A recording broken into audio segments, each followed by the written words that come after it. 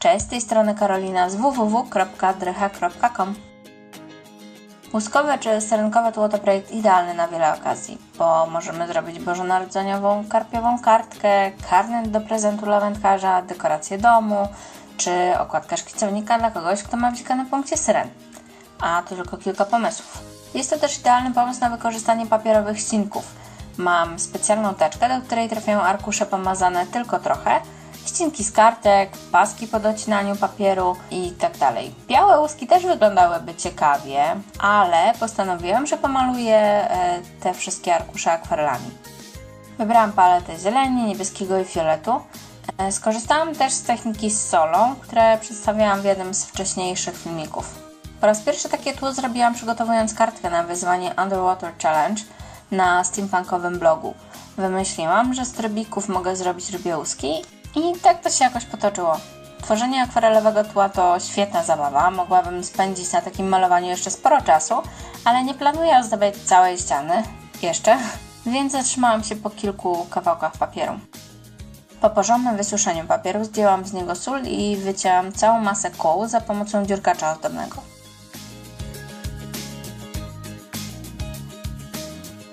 Dziurkacz z owalem też bardzo fajnie by się nadał. Wskazówka. Nie musisz wycinać całego koła, możesz opuścić kawałeczek, w końcu łuski będą na siebie nachodziły, więc nie całe kółka będą widoczne.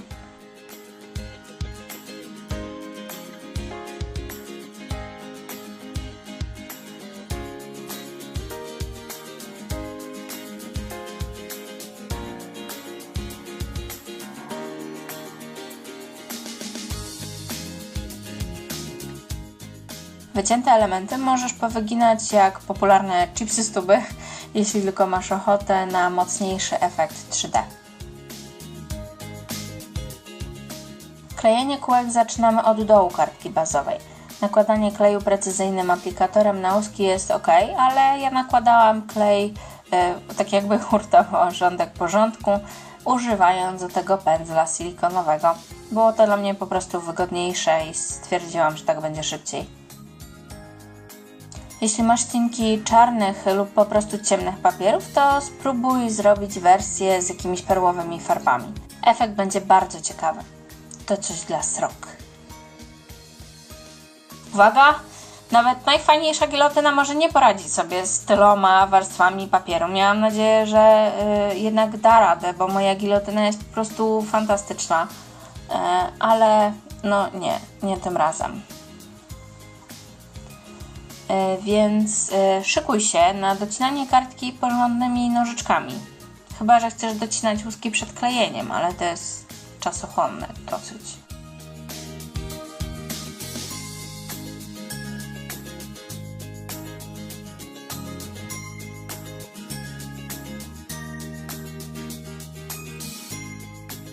Polecam też nałożenie brokatu na łuski. Wersja delikatniejsza, znaczy takie pacianie palcem lub rysowanie brokatowego wzoru na łuskach, czy brzegu, czy może jakichś dodatkowych linii.